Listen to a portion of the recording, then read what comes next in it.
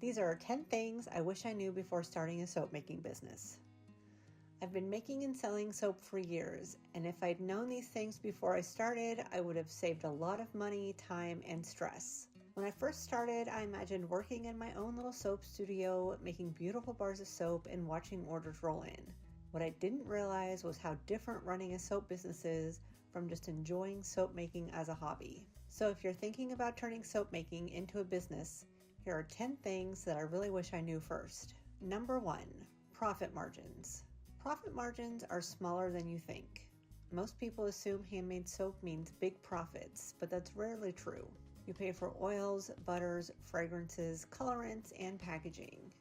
Then you have to factor in your time spent making batches, curing soap, cutting bars, labeling, and selling.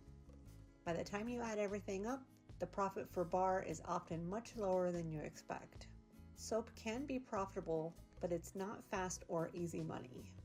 Number 2, equipment cost. Equipment is more expensive than most people expect. When I started, I didn't realize how much equipment would cost. Hand mixers, accurate scales, soap cutters, molds, shelving, and packaging tools all add up quickly. You also need to consider thermometers, safety gear, and storage space. If I were starting again, I would buy all of my equipment before quitting my day job to start a soap making business. It's better to be prepared than surprised by how much setup really costs. Number 3, making versus selling. Making soap is actually the easiest part of the business. The hardest part is selling it. Most of your time ends up going into marketing, taking photos, writing product descriptions, answering messages, and packaging orders. You may only spend a few hours making soap, but many more hours running the business side of things. Number 4, small quantity costs. Supplies cost more in small quantities. Buying supplies in small amounts is expensive.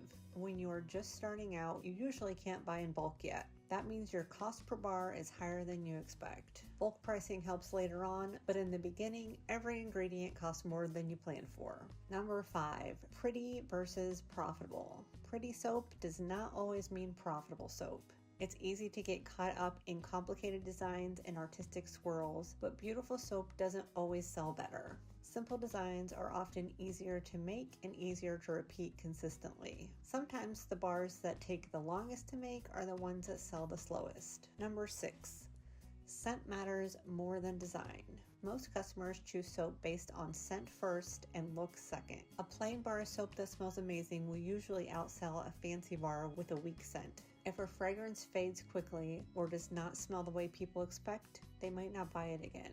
Scent plays a much bigger role in sales than many beginners realize. Number 7, regulations and labeling are not optional. Even small businesses need to follow rules about labeling and selling.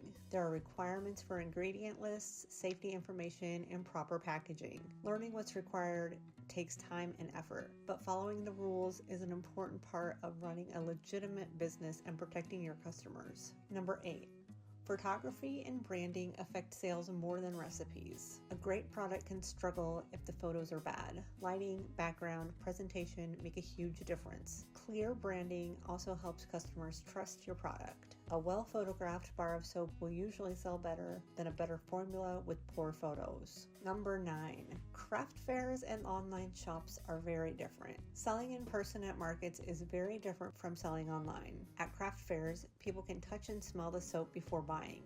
Online, your photos and descriptions have to do all the work.